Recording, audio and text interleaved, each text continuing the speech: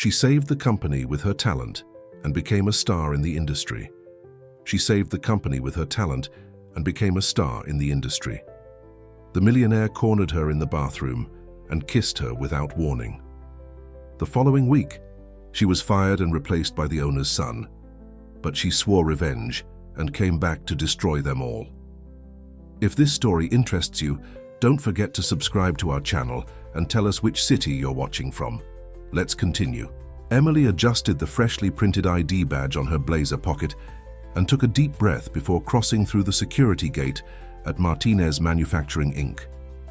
The administrative building, an austere construction from the 80s, emanated an air of technological neglect that she recognized instantly. Outdated CRT monitors still decorated some desks, exposed network cables snaked across the ceiling, and a noisy dot matrix printer revealed that time had stopped in this place. Amanda, the HR coordinator who had greeted her minutes earlier, guided her through the corridors while chattering about the company benefits. Emily merely nodded, her mind already mapping the evident digital vulnerabilities at every corner. It was no wonder they had suffered a devastating cyber attack 3 weeks. "Argo, and here's your new home," announced Amanda, opening the door to a room in the basement. The claustrophobic environment was dominated by humming servers and monitors flashing error codes. 3 men of different ages looked up from their screens, their expressions varying between curiosity and skepticism. "Everyone, this is Emily Harris, our new temporary systems analyst. She's going to help with the network restructuring after the incident."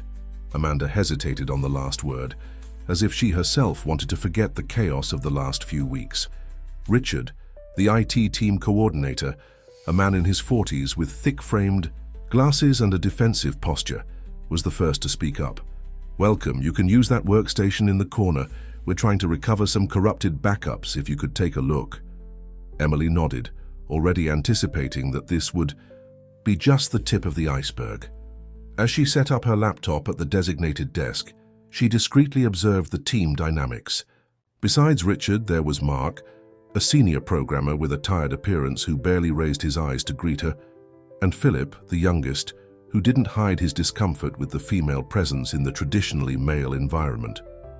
The first hours were dedicated to a silent diagnosis. Emily dove into the code, navigating through the precarious infrastructure like a digital archaeologist. Each line of programming revealed years of improvised patches, neglected updates, and alarming security breaches. But it was when she accessed the production logs that she realized the true dimension of the problem. Martinez Manufacturing wasn't just a technologically outdated company, it was an industrial giant operating blindly. 3 manufacturing plants functioned practically independently, with no real data synchronization. Orders were processed manually, inventories were controlled by disconnected spreadsheets, and logistics depended more on employee experience than any intelligent system. During lunch, sitting alone in the industrial cafeteria, Emily sketched the first lines of what would be her true mission. It wasn't just about fixing what was broken, a revolution was needed. On her laptop, she began developing the prototype of a platform that would unify all the company's systems, creating a cohesive and intelligent digital organism. In the afternoon, when Richard requested a progress report, she presented only the basics: some recovered backups, reconfigured firewalls, security patches installed. She kept to herself the project that was beginning to take shape on her personal computer, developed during overtime hours and fueled by years of experience with large systems. At the end of the workday, while most employees hurried to leave, the building Emily remained. Her fingers danced over the keyboard, building the fundamental structure of what would be her greatest project. The office lights automatically turned off at 7 p.m., leaving only the glow of her screen illuminating. The determination on her face. That's when the door unexpectedly opened. "Still here?" The deep and charismatic voice made Emily startle. At the threshold, a tall man in an impeccable suit observed her with interest. "Gabriel Martinez," he introduced himself, "CEO of the company. We don't usually see such dedication on the first day." Emily quickly closed the windows of her personal project. "Just trying to better understand the network structure," she responded with caution. Gabriel approached, his expensive cologne filling the room. "Fascinating," he commented, looking at the lines of code still visible on the screen. "You know, Emily, we need people with this initiative, someone who sees beyond the obvious." Their gazes crossed for a dense moment of unspoken meanings. Emily felt an involuntary shiver, a mixture of alert and attraction that she had promised herself to avoid after her last disastrous relationship. Gabriel smiled, a gesture that seemed calculated to cause exactly that effect. "Don't stay too late," he said before leaving. "Tomorrow is a new day." Alone again, Emily took a deep breath and returned to her code. She wasn't there to impress anyone, much less to get involved in power games. She had a clear mission: to transform that digital chaos into something extraordinary, and secretly, to prove to herself that she was still capable of great achievements. Outside, the sky was already completely dark, and the factory lights twinkled like industrial stars. Emily continued programming, each line of code being a brick in the construction of her professional redemption. Little did she know that she was about to create something that would change not just the company, but her own life in ways she could never imagine. The following weeks flowed at a frantic pace for Emily. During the day, she executed the tasks assigned by Richard with methodical efficiency, recovering systems and strengthening the basic security of the network. But it was during the nights, alone in her apartment, that her true work took shape. The system she was developing went far beyond a simple technological update. It was an intelligent digital web that would extend throughout all sectors of Martinez, manufacturing, learning, adapting, and optimizing every aspect of the operation. In the early hours of the morning, while her coffee cooled untouched, Emily implemented machine learning algorithms that would allow the system to predict failures before they occurred. "You look tired," Mark observed during a coffee break. It was the first time the senior programmer had shown any interest in talking. Emily shrugged, sipping her extra strong coffee. "Nothing a good night's sleep won't fix," she replied, avoiding mentioning that her nights were dedicated to secret development. "You know," Mark continued, lowering his voice, "I've worked at several companies in the sector, but I've never seen one as resistant to changes as this one. Richard has been in the position for 15 years, doing things the same way. Philip is his nephew, got the job through nepotism. And I've learned not to suggest too many innovations." Emily absorbed the information in silence. That explained a lot about the stagnant culture of the department, but it also confirmed that her strategy of discrete development was the most appropriate.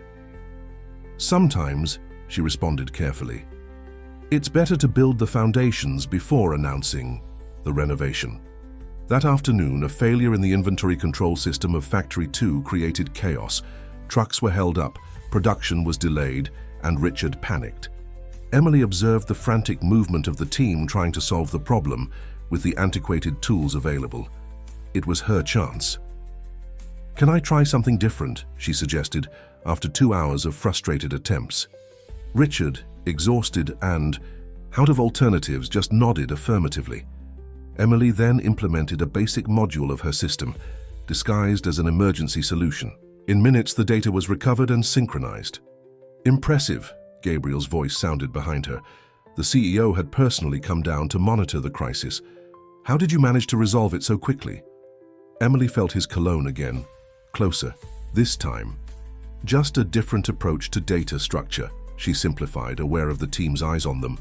"Would you like to explain it better over dinner?" Gabriel proposed, his casual tone barely disguising his interest. Emily felt her stomach turn. Part of her wanted to accept. Gabriel was undoubtedly attractive, and his position of power had an undeniable magnetism, but the scars from her last relationship were still too fresh. "I appreciate the invitation," she responded with professional firmness, "but I need to finalize some processes today." Gabriel smiled, clearly not accustomed to refusals. "Maybe next time then," he said, but his tone suggested he wouldn't give up easily. After the incident, Emily noticed a subtle change in the team dynamics.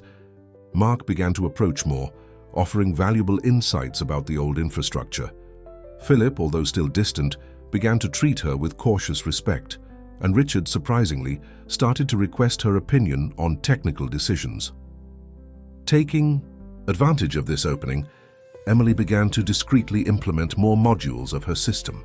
Each new functionality was presented as a specific solution to specific problems.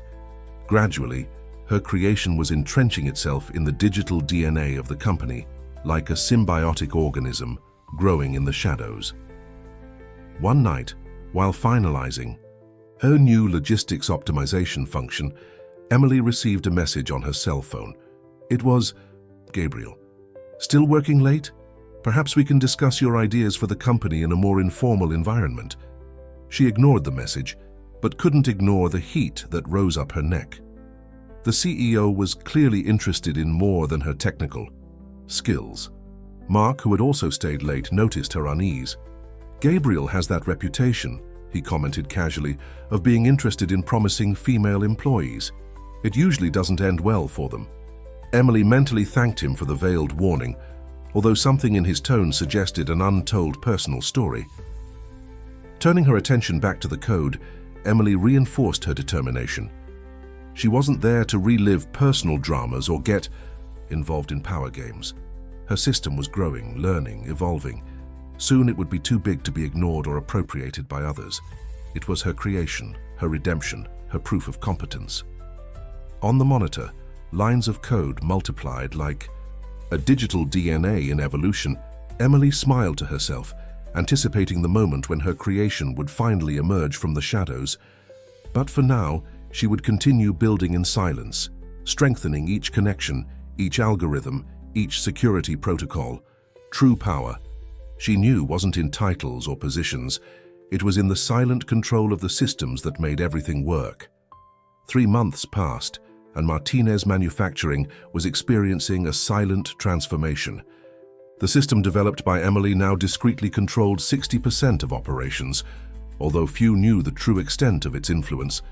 The 3 factories, previously disconnected, now operated in perfect synchrony, like a digital orchestra, conducted by invisible algorithms.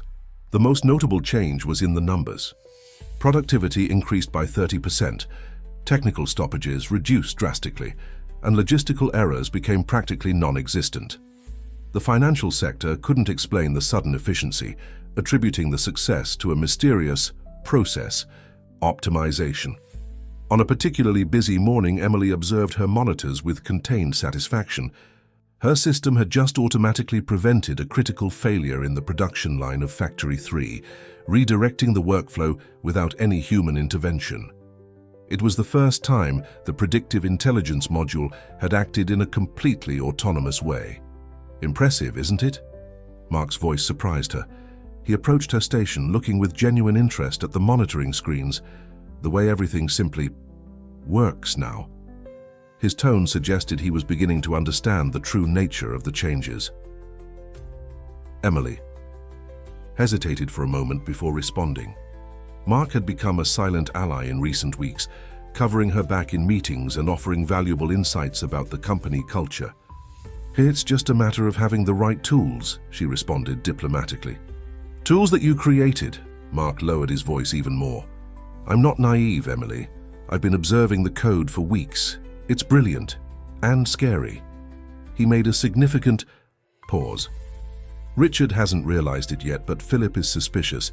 He's been combing through the server logs, trying to understand how everything is working. The information triggered an alert in Emily.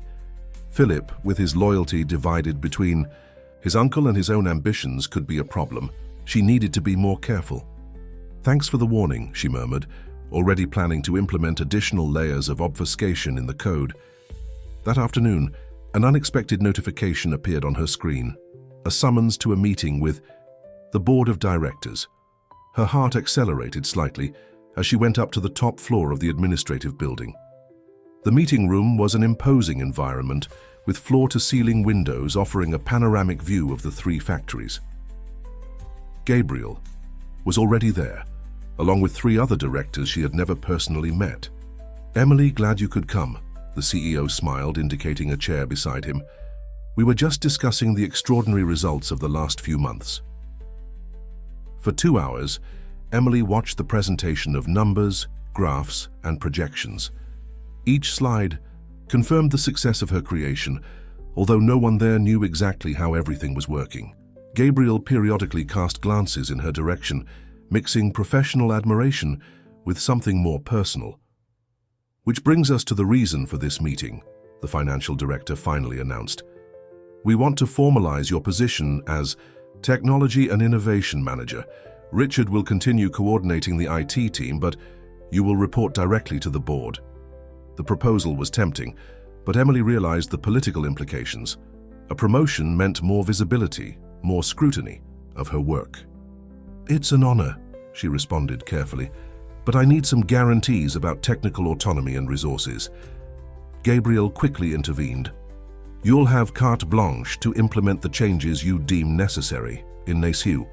Fact," he smiled conspiratorially, "we can discuss the details over dinner, to celebrate your promotion, of course." Emily maintained her professional expression, ignoring the double meaning. "I prefer to establish everything formally first. Can we schedule another meeting to define the technical parameters?" Her response caused a slight discomfort in the room, but Gabriel merely nodded, his smile faltering for a second. Back at her station, Emily found Mark anxiously waiting. "So?" he asked as soon as she sat down. She briefly explained the situation, omitting Gabriel's advances. Mark frowned, concerned. "Be careful," he warned. "Promotions here usually come with a price, especially when Gabriel is personally interested." That night, alone in her apartment, Emily worked late implementing new security layers in her system. She created fake records, false leads, and misleading documentation. Anyone who tried to understand the real functioning of the code would get lost in a labyrinth of contradictory information. Her cell phone vibrated with another message from Gabriel. "The promotion is just the beginning. You can go much further here. How about discussing your future in the company tomorrow? I know an excellent Italian restaurant." Emily looked at the message for a long time before archiving it without responding. On the monitor, her system continued, working perfectly, each line of code a silent proof of her competence. She didn't need dinners or favors to prove her worth. Her work spoke for itself. As she finalized the changes to the code, a system notification caught her attention. Philip had tried to access restricted directories in the last few minutes. Emily smiled slightly. Her new security measures were already working, discreetly redirecting any investigation attempt to dead ends. The clock marked almost midnight when she finally decided to end the day. Tomorrow would be a new chapter in her story at the company, and she needed to be prepared. Her creation was growing, evolving, becoming indispensable. Now it was a matter of time until everyone realized exactly how much they depended on her, both the system and its creator. News of Emily's promotion spread quickly through the company, provoking diverse reactions. In the IT department, the environment became electrically tense. Richard maintained a diplomatic silence, but his rigid posture betrayed discomfort with the new hierarchical structure. Philip, on the other hand, made no effort to hide his dissatisfaction, casting hostile glances whenever he crossed paths with Emily in the corridors. "We need to talk," Mark approached her during lunch break, guiding her to an isolated corner of the cafeteria. "I heard something concerning this morning. The majority shareholder's son is returning from the United States. Apparently, he just graduated in technology and is going to start working here." Emily felt a weight in her stomach. It was no coincidence that this was happening right after her promotion. "When does he arrive?" she asked, keeping her voice controlled. "Monday," Mark responded, nervously playing with the disposable cup. "And there's more. Philip is spreading rumors about irregularities in the system. He said he found suspicious codes." The information didn't surprise Emily. She had detected several attempts by Philip to penetrate the deeper layers of the system in recent days, all frustrated thanks to her protection measures. But rumors could be as dangerous as real invasions. Back at her station, Emily received an email from Gabriel scheduling a meeting for the end of the afternoon. The subject was vague: strategic alignment. She spent the following hours further strengthening her system's security, creating hidden backups and implementing contingency protocols. At 5 p.m. sharp, she knocked on Gabriel's office door. The CEO greeted her with his usual charismatic smile, but there was something different in his eyes. "Emily, Emily," he began, indicating the chair in front of him. "You've been doing exceptional work here, truly exceptional. But we need to align. Some delicate issues." Gabriel stood up, walking to the panoramic window. "You know, leadership isn't just about technical competence. It's about relationships, alliances, knowing how to play the corporate game." He turned to face her. "Your resistance to socialize more with the board has been noticed. Some interpret this as arrogance." Emily maintained her neutral expression, although her heart beat faster. "My focus has been on delivering results," she responded calmly, "and the numbers speak for themselves." Gabriel laughed softly, approaching her chair. "Ah, yes, the mysterious numbers. You know that no one really understands how you achieved all this improvement? Not even Richard can fully explain the system's functioning." It was a veiled threat, and Emily recognized it immediately. Gabriel continued, his voice lowering a tone. "On Monday, we'll receive a new member to the team, Edward Martinez, Dr. Robert's son, fresh graduate from MIT, specialist in advanced systems. I'd like you to guide him, show him how everything works." Emily felt her stomach turn. So that was it. They wanted her to hand over the secrets of her creation to the company heir. "Of course," she responded diplomatically. "I'll be happy to help in whatever way possible within the security protocols we've implemented." Gabriel leaned over her chair, his cologne invading Emily's personal space.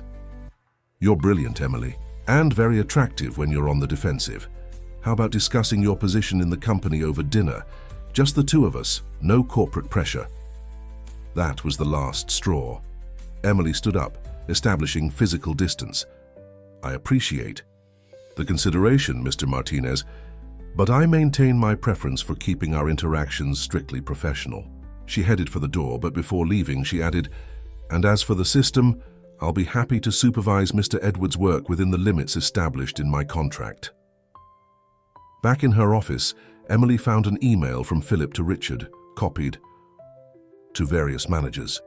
The subject was critical inconsistencies in the system. Attached was a report detailing supposed vulnerabilities and suspicious codes. Emily smiled slightly. The report was full of mistaken conclusions based on the false leads she had planted. Mark appeared at her door, concerned. "I saw Philip's email. This is serious." Emily nodded, without taking her eyes off the monitor, where she was typing rapidly. "More serious than he imagines," she responded enigmatically. On her screen, lines of code multiplied, creating new layers of protection and authorship records that would prove crucial in the coming days. The sun was already setting when Emily finally turned off her computer. In the parking lot, she saw Gabriel leaving in his imported car, accompanied by a young woman from the commercial department. The scene confirmed Mark's warnings about the CEO's pattern of behavior. In her apartment, while working on critical system updates, Emily received a final message from Gabriel. "You're choosing the harder path. Don't say I didn't try to help." She archived the message along with the others, evidence that might be useful in the future. Her system continued working perfectly, each digital gear turning in harmony. Emily knew that a storm was approaching, but she was prepared. She had built not just a system, but a digital fortress.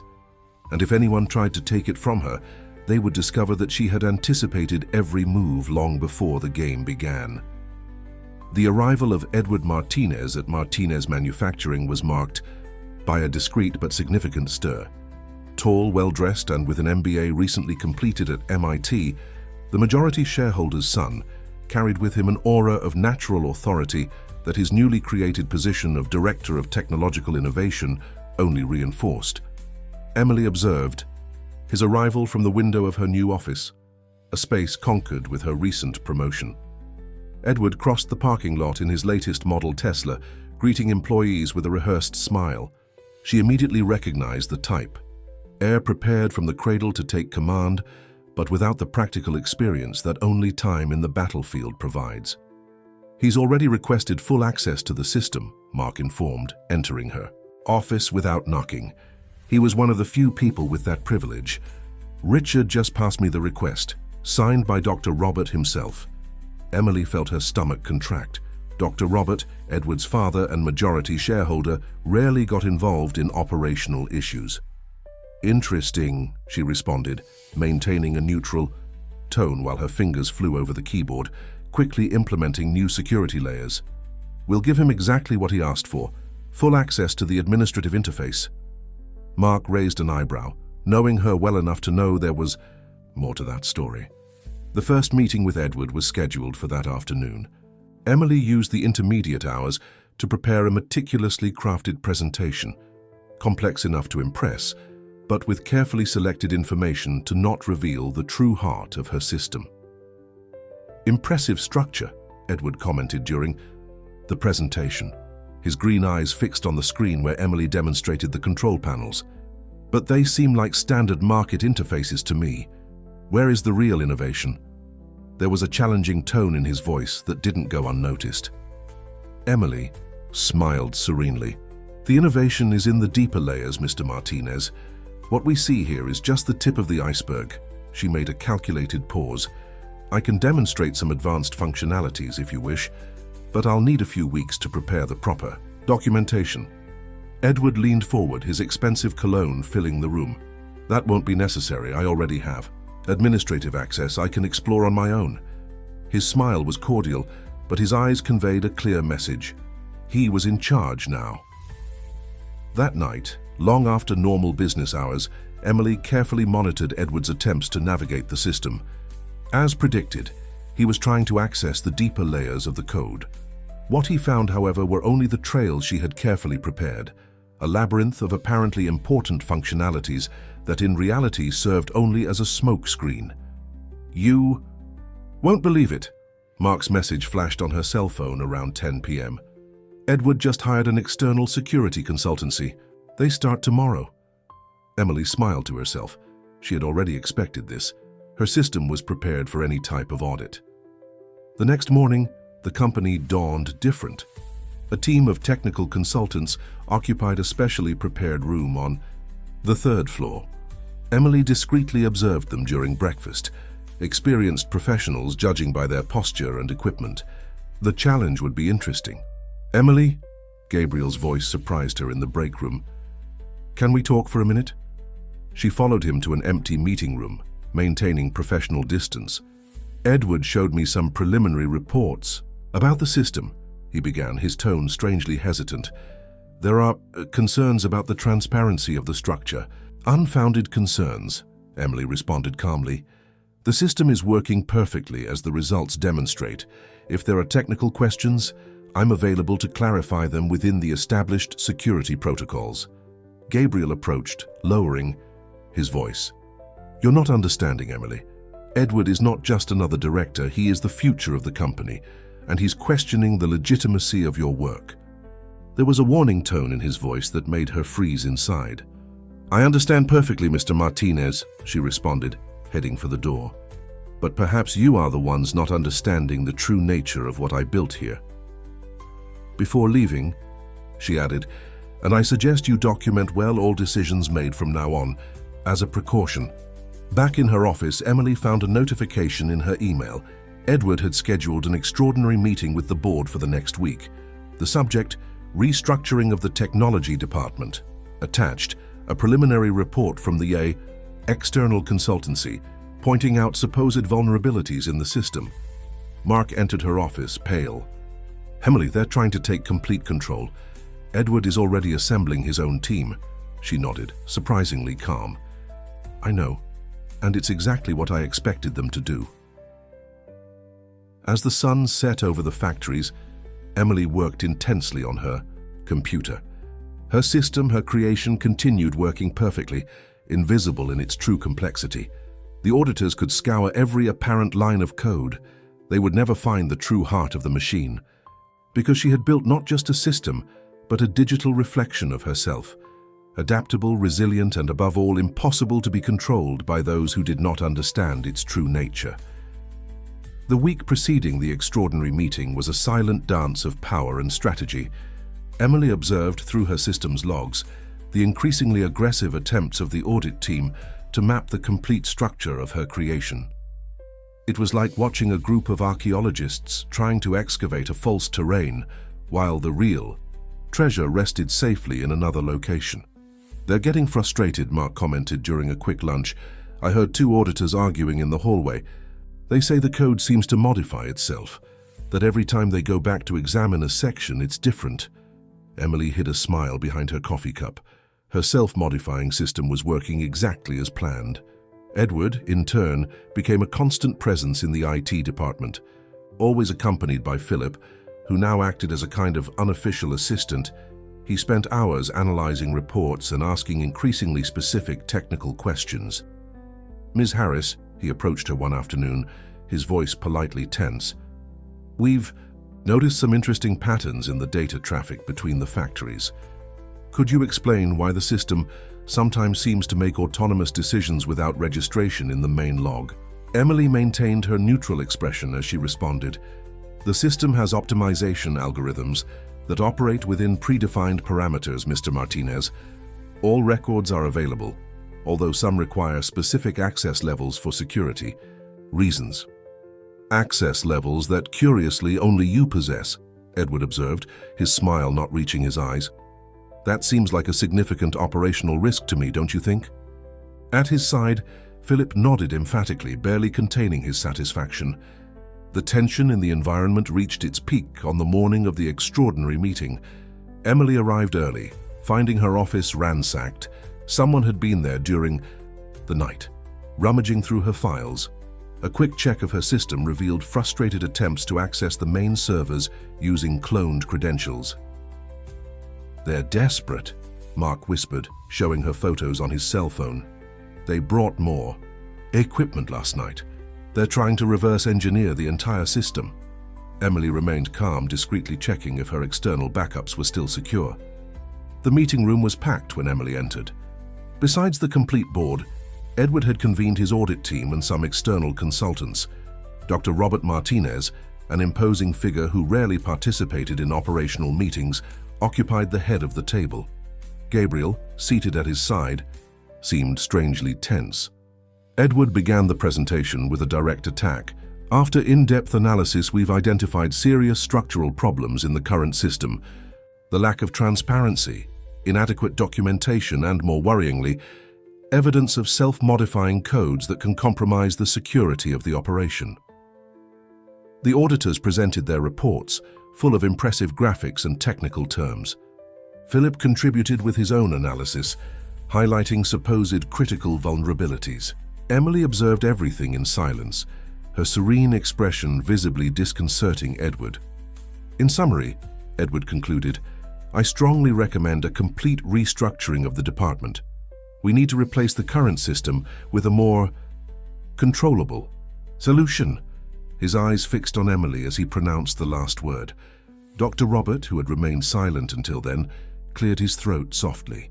"And what about the results? The numbers from the last few months are impressive." Edward quickly intervened. "That's precisely why, Father. Imagine the potential with a properly structured and documented system." That's when Emily finally spoke. Up, her calm voice cutting through the tension in the room. "Gentlemen, may I give a demonstration?" Without waiting for a response, she connected her laptop to the projector. "What you're seeing now is just the surface interface of the system. The true heart of the operation is something much more sophisticated." For 30 minutes, she conducted an impeccable technical presentation, revealing layers of complexity that left the auditors slack-jawed. She demonstrated how her system not only controlled production, but learned and adapted in real time, anticipating problems and optimizing processes in ways that no conventional system could replicate. "And most importantly," she concluded, "all the development is meticulously documented, including the emails where Mr. Gabriel Martinez explicitly acknowledged my intellectual authorship and promised to formalize the rights to the system." Gabriel visibly paled. "I suggest," Emily continued, her voice even softer, "that before any decision about restructuring, we consider the legal and operational implications. After all, replacing a system of this size, especially one with pending intellectual property protections, could be complicated." A heavy silence fell over the room. Dr. Robert looked attentively at Emily, an expression of genuine interest on his face. Edward seemed to have been hit by a bucket of cold water, while Philip sank into his chair, suddenly very interested in his own shoes. "Interesting," Dr. Robert finally spoke, a slight smile playing on his lips. "Very interesting indeed. Ms. Harris, I'd like to continue this conversation in my office. I think we have a lot to discuss about the future of the company." His gaze swept the room, briefly pausing on Edward and Gabriel, and about some necessary changes in management. Dr. Robert Martinez's private office occupied the entire top floor of the administrative building. It was an imposing environment, decorated with classic furniture and an impressive collection of modern art. Through the floor-to-ceiling windows, Emily observed the three factories functioning in perfect synchrony under the silent command of her system. "You know, Ms. Harris," Dr. Robert began, serving himself coffee while indicating an armchair for Emily, "I've spent the last few weeks studying every productivity report, every performance indicator. The numbers are simply extraordinary." He paused, his shrewd eyes evaluating her. "But it wasn't the numbers that impressed me. It was the elegance of the solution." Emily remained silent, allowing him to continue. Dr. Robert walked to his desk, picking up a folder. "Before taking control of Martinez Manufacturing, I was a systems engineer. I made my fortune developing industrial solutions in the 80s. He smiled, a gleam of recognition in his eyes. "That's why, when Edward began questioning your system, I decided to conduct my own investigation." He opened the folder, revealing pages of detailed technical analyses. "Your code is a work of art, Ms. Harris. The way you created protection layers, how you implemented adaptive intelligence, it's brilliant. But you know what impressed me most?" He leaned forward. "The way you documented everything preparing for this moment." "You examined the code personally," Emily observed, a new understanding dawning. Dr. Robert nodded, a satisfied smile on his face. "And I found your digital signatures on every critical component, including timestamps that prove development began even before your hiring." Emily relaxed slightly in her armchair. She was finally talking to someone who truly understood what she had created. "The system was born from a personal project," she explained. "When I saw the company's situation after the cyber attack, I realized I could adapt and expand it and create something revolutionary in the process," Dr. Robert completed. "But now we need to discuss the future." He stood up, walking to the window. "Edward is my son, and I love him, but he still has much to learn about leadership and innovation. Gabriel..." He paused, his tone hardening. "Gabriel has disappointed me on several levels." Turning to Emily, Dr. Robert assumed a more formal posture. "I have a proposal for you, not as an employee but as a strategic partner. Martinez Manufacturing is about to take a technological leap, and we need your vision to lead this process." The following hours were dedicated to intense negotiation. Dr. Robert revealed plans for international expansion and the possible public offering of the company. Emily's system would be a fundamental piece in this strategy, but he insisted that she maintain the intellectual rights to the technology.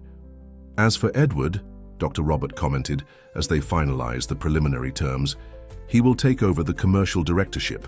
That's where he truly shines. Technology will be under your direct responsibility, with total autonomy to assemble your own team."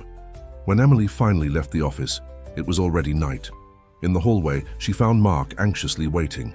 "So," he asked, unable to contain his curiosity. Emily smiled, for the first time in weeks feeling truly secure. "How much do you know about corporate systems development, Mark?" The next day, the company dawned different. An official announcement revealed several changes in the board. Gabriel was being promoted to a ceremonial position without real power. Edward would assume the commercial directorship, focusing on international client relations. And Emily was now Director of Technology and Innovation, with the status of minority partner. Philip was the first to request a transfer to another department, being promptly relocated to basic technical support. Richard, surprisingly, showed relief. With the changes, admitting that the pressure of the last few months had been unbearable. During the afternoon, Emily conducted her first meeting as director. Mark, now officially her deputy director, presented the initial plans for team expansion. The system continued operating perfectly, but now its secrets would be gradually shared with a carefully selected team. "You know what's funny?" Mark commented, as they reviewed resumes of potential candidates. "Everyone thought you were being paranoid with all that documentation and protection, but you were just playing chess while the others played checkers." Emily smiled, observing through the window of her new office, much larger than the previous one, the factories functioning in perfect harmony. "It wasn't paranoia," she responded. "It was experience. I learned the hard way that our work is only as valuable as our ability to protect it." Her cell phone vibrated with a message from Dr. Robert. "Meeting with international investors next week. They are particularly interested in your system. Prepare to impress them." Emily responded with a simple confirmation, already anticipating the next moves.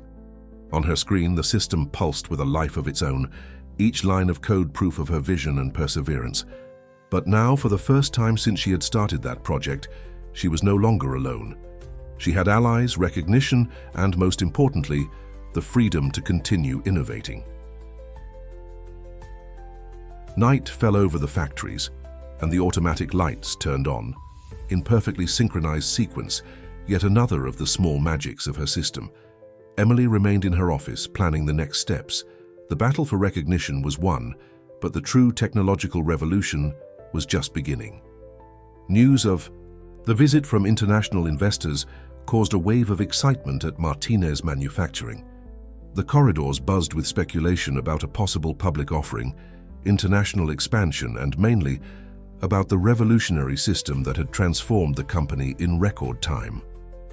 Emily spent the week preparing a presentation that would reveal just enough to impress without exposing the deepest secrets of her creation.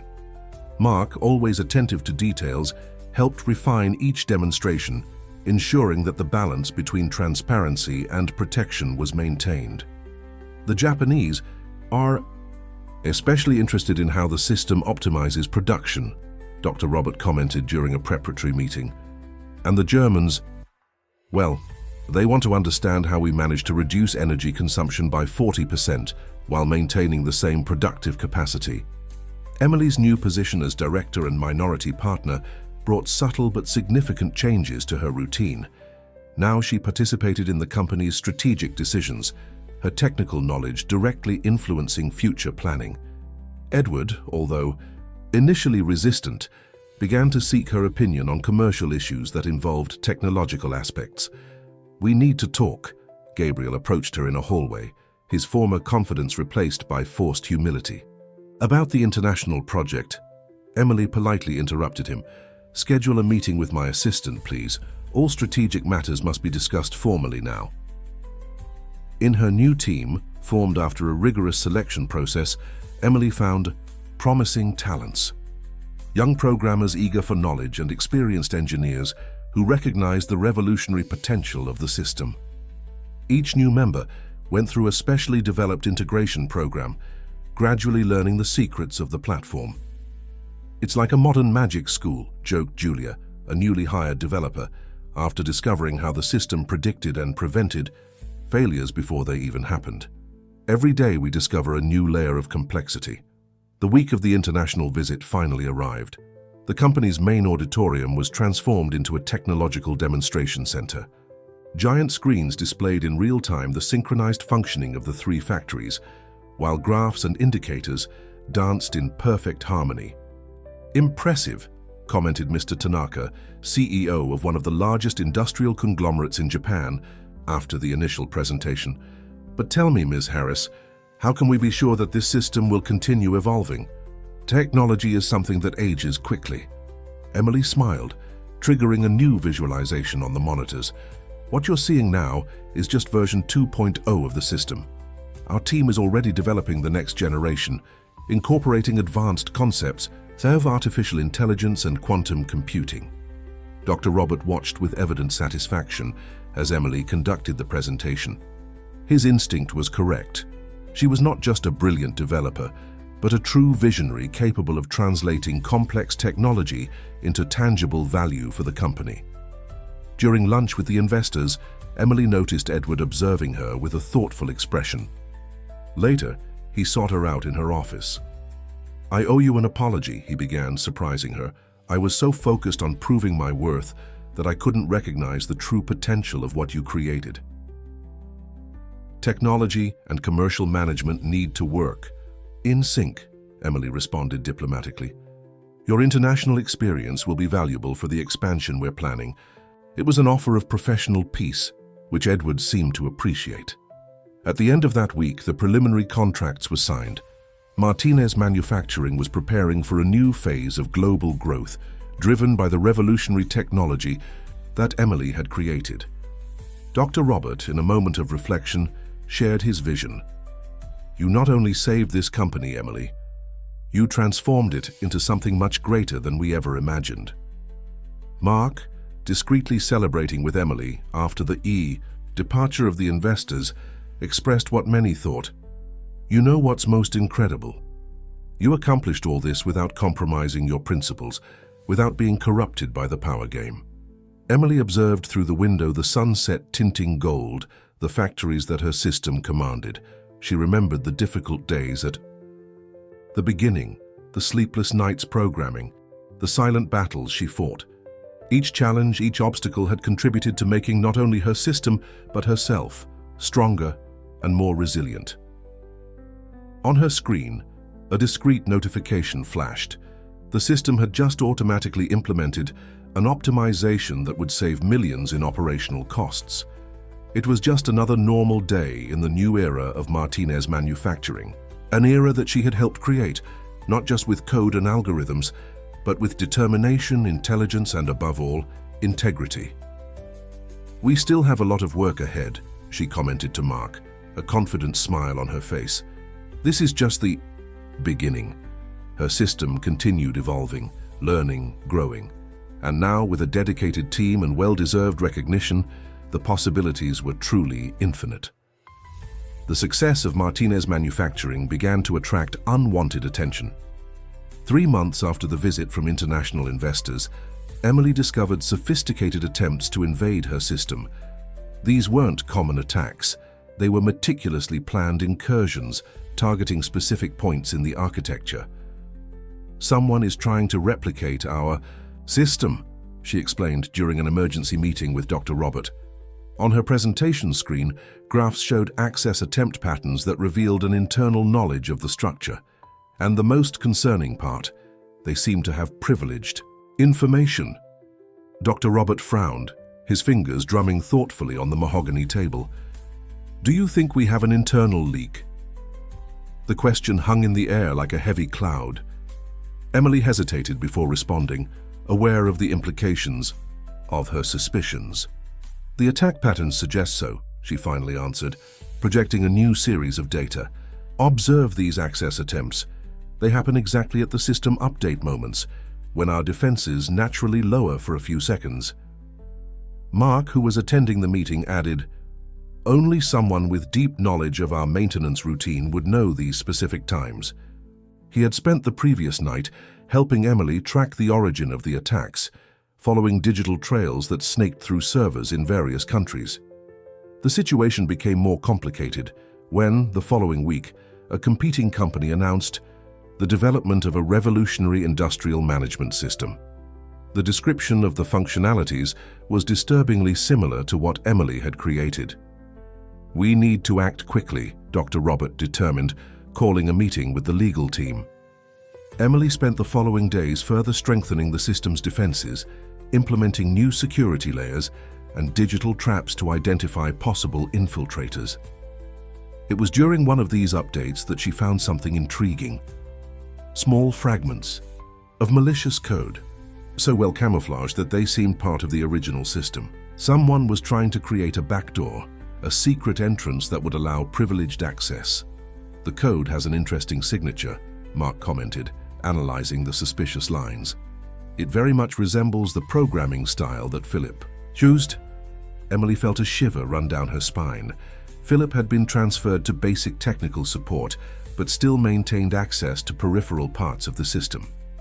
A discreet investigation revealed that Philip was making suspicious contacts with competing companies. His communications, although carefully coded, left digital traces that Emily managed to track. But there was more.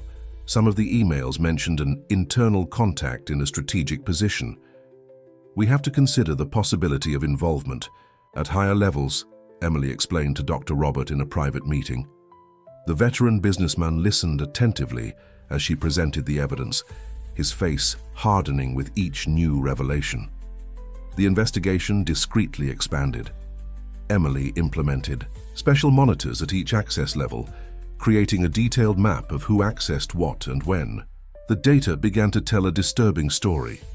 Besides Philip, there was someone else with privileged access trying to extract critical information from the system. "The suspicious accesses happen mainly at night," Mark pointed out, showing a pattern in the logs, "and always from the commercial directorate computers," the department now commanded by Edward. Emily felt the weight of the discovery. Edward had apparently accepted his new position, even seeking her guidance on technical issues. Was it possible that his recent cordiality was just a facade? "We need concrete evidence," she determined, resisting the temptation to jump to conclusions. "Let's create a trap." During the following nights, Emily and her most trusted team implemented an elaborate strategy. They planted false information in specific areas of the system, each data set marked with unique digital signatures that would allow tracking its path if extracted. The wait was agonizing. Emily barely slept, constantly monitoring the night accesses. Her creation, which had become the technological heart of the company, was under attack, not only externally, but from people she saw every day in the corridors. On a Thursday night, the system alerted about suspicious activity.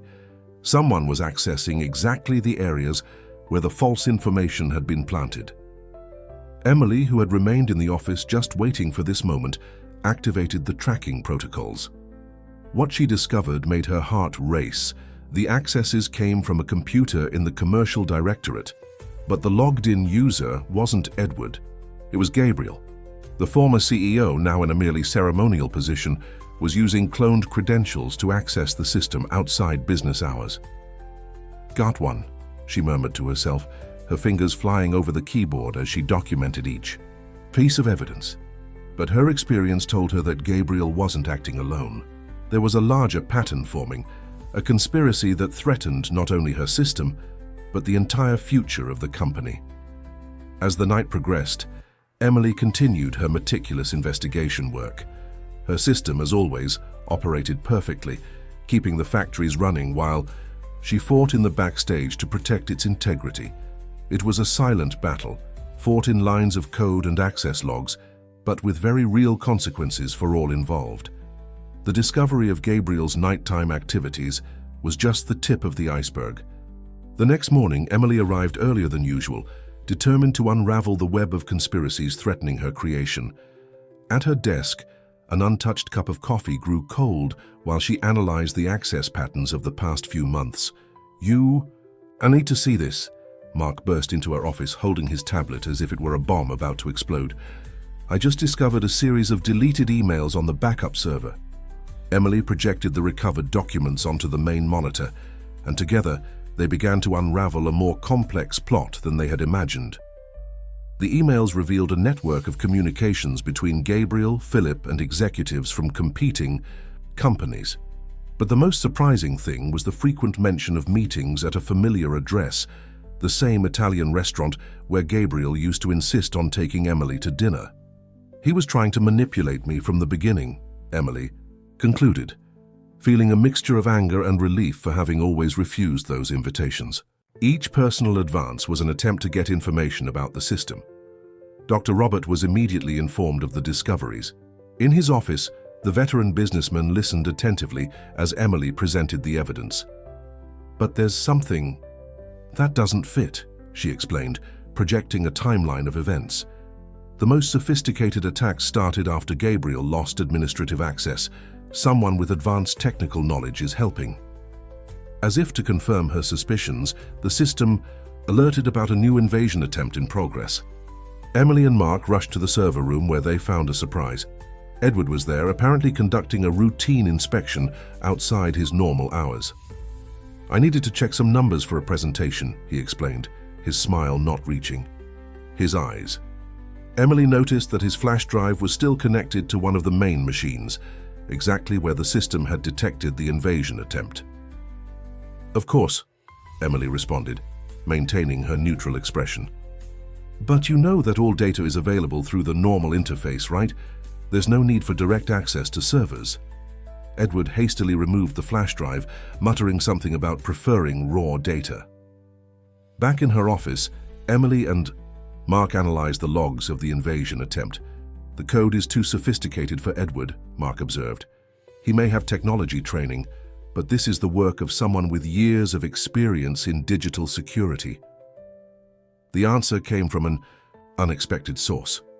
Julia, the newly hired developer, asked to speak with Emily in private. "I think I know who's helping them," she began, nervous. "Remember the audit team leader that Edward brought in? I recognized him from an old job. He's known for special services for competing companies." The pieces began to fit together.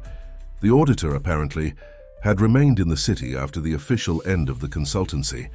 Emily quickly cross-referenced network access data with security camera records, discovering that he still visited the company regularly, always at unusual hours. "They've formed a small sabotage group," Emily explained to Dr. Robert in an emergency meeting. "Gabriel provides his knowledge of the company structure.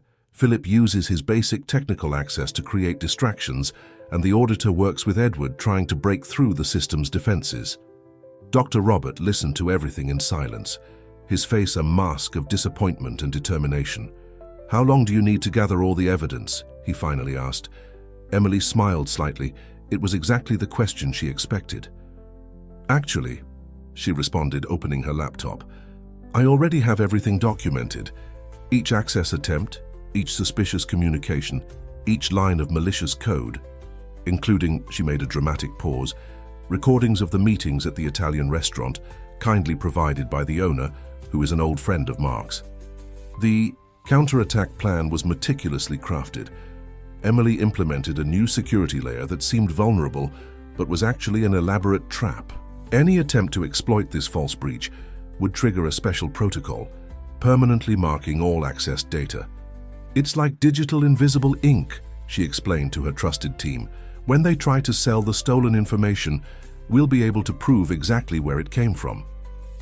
Mark added a special touch to the plan, a small script that would transform any attempt to compile the stolen code into an automatic legal warning. As night fell over the factories, Emily remained in her office, monitoring the final preparations. Her system continued working perfectly, now even stronger and more protected. On the screen, lines of code danced in harmony, each part of an elaborate choreography of security and innovation. "They really didn't understand, did they?" Mark commented, bringing fresh coffee for both of them. "They didn't realize that the true value of the system isn't in the code, but in the vision behind it." Emily nodded, watching the factory lights shining against the night sky. The battle wasn't over yet, but she was prepared. After all, she had built her career transforming threats into opportunities. The morning began with unusual excitement at Martinez Manufacturing. An important competing company had announced the launch of their new industrial management system for the next week. The timing was no coincidence. Emily knew it was the result of information that Gabriel and his accomplices had stolen. "They took the bait," she commented to Mark, observing Edward's nervous movement through the corridors. The owner's son had spent the entire morning in whispered calls, his face alternating between anxiety and poorly disguised triumph. Emily had prepared her trap with surgical precision. The data that Gabriel and Edward managed to extract contained a special gift, a set of seemingly revolutionary algorithms that, when implemented, would create an irreversible dependency on the original system. "It's like a digital Trojan horse," she explained to Dr. Robert in a private meeting. "But instead of destroying, it just reveals the truth." The veteran businessman listened attentively as Emily detailed her plan, a smile of admiration growing on his face. The week preceding the competitor's system launch was tense. Emily maintained her normal routine, attending meetings and supervising updates as if nothing was happening. But behind the scenes, her team monitored every suspicious movement. Gabriel just sent an interesting email, Julia informed, showing an intercepted communication. He's pressuring for the launch to happen soon. He seems desperate. Emily understood why. The longer they waited, the greater the chance of discovering the traps in the stolen code. On the eve of the big launch, an unexpected movement caught everyone's attention. Edward was seen entering Gabriel's office late at night, carrying a folder that Emily recognized. It was where he kept the flash drive with the stolen data. They must be making the final adjustments, Mark speculated, monitoring the security cameras. Little do they know that every modification they make only strengthens our position. Emily nodded, checking once more the security protocol she had implemented. The day of the launch dawned sunny. Emily arrived early at the company, finding an atmosphere charged with expectation. Gabriel and Edward weren't present. They had gone to attend the competitor's system presentation, supposedly to evaluate the competition. It started, Mark announced around 10 a.m., projecting the live transmission of the event in the meeting room. Emily observed with contained interest as executives from the competing company promised to revolutionize the market with their unprecedented innovation. The initial demonstration seemed impressive to untrained eyes. Colorful graphics, modern interfaces, and promises of extraordinary efficiency. But Emily noticed the first signs that her trap was working. Small inconsistencies in the data, microseconds of delay in responses, details that only she could perceive. "Now comes the interesting part," she murmured, leaning forward in her chair. On the screen, the presenters were starting the practical demonstration of the system. That's when everything started to go wrong, but not in the way they expected. Instead of failing, the system began to display authentication messages, requesting connection with Martinez manufacturing servers. Each attempt to continue the demonstration resulted in new requests, increasingly specific and impossible to ignore. "What's happening?" Edward's voice sounded in panic through Dr. Roberts' phone, which he had put on speaker. "The system, it's connecting itself with Martinez. All the data, all the processes." Emily allowed herself a small smile. Her special code was working exactly as planned. It not only proved the origin of the stolen system, but also publicly demonstrated the copy's dependency on the original. "I think I need to make a call," Dr. Robert commented, an amused gleam in his eyes. In minutes, he was in contact with the president of the competing company, calmly explaining the situation. On the other end of the line, sounds of heated discussion could be heard. The presentation was abruptly interrupted with vague promises of technical adjustments. But the damage was already done. Within hours, the news spread through the market. The supposed innovation was nothing more than a failed attempt to copy Martinez Manufacturing's revolutionary system. "You didn't just protect the system," Mark commented as they watched the chaos unfold. "You transformed a theft attempt into a public demonstration of technological superiority." Emily silently agreed, her fingers gently drumming on the keyboard. On her computer screen, a discreet notification flashed. The system had registered and documented each irregular access attempt, each line of stolen code, each suspicious communication. It was a complete dossier of evidence, ready to be used when necessary. As the sun set, casting golden shadows over the perpetually functioning factories, Emily reflected on how each challenge had only strengthened her creation. The system wasn't just a set of codes and algorithms. It was a reflection of her own resilience, always evolving, always adapting, always one step ahead. The fiasco of the competitor's system launch triggered a series of events that no one could fully predict. The next morning, Martinez Manufacturing was flooded with calls from specialized journalists, intrigued investors, and, most significantly, impressed potential clients with the involuntary demonstration of technological superiority. "Our inbox is exploding," Julia informed, showing Emily the number of information requests and partnership proposals arriving every minute. Apparently, Seeing their system trying to connect to ours was the best advertisement we could have.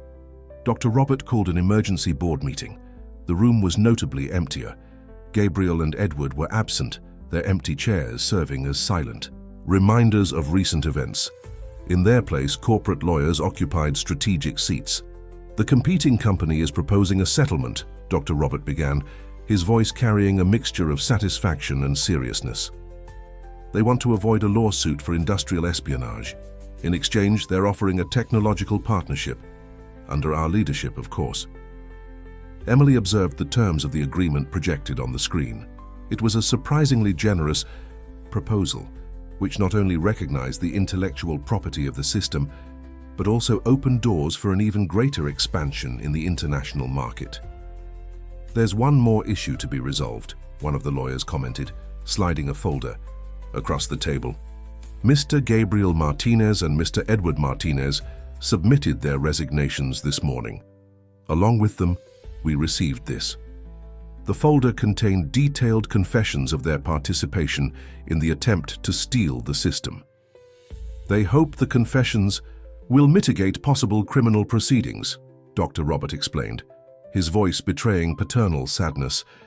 "Edward, he included a personal letter to me, said he wanted to prove his worth, show that he could be more than just the owner's son." Emily felt an unexpected pang of empathy. She also knew well the pressure of having to constantly prove her worth. The difference lay in the choices made under that pressure. "What about Philip and the auditor?" Mark asked, voicing everyone's concern. Emily projected a new data set on the big screen. They were more creative in their attempts, which gave us even more evidence to document. The following weeks were of intense transformation in the company. The story of the self-protecting system went viral in the corporate world, transforming Martinez Manufacturing into a symbol of technological innovation. Partnership proposals and acquisition offers arrived daily. "You know what's ironic?" Mark commented during a late coffee while they reviewed some code. "This whole scheme to steal the system ended up proving exactly why it's so special. It's not just about the algorithms, it's about the vision behind them." Emily agreed, observing through the window the factories functioning in perfect synchrony. Her system had evolved far beyond her initial expectations, becoming an almost living digital organism, capable not only of adapting, but of defending itself. Dr. Robert appeared in her office at the end of that day, carrying a bottle of champagne and 3 glasses. "I think we should celebrate," he announced, inviting Mark to join them, not just for the victory over the theft attempt, but for what lies ahead. As they served the glasses, Dr. Robert revealed his plans. Martinez Manufacturing would be restructured with a focus on technology and innovation. A new division would be created specifically to develop and commercialize solutions based on Emily's system. "And you," he smiled, handing her an envelope, "will be the CEO of this new division, with total autonomy and a significant stake in the company."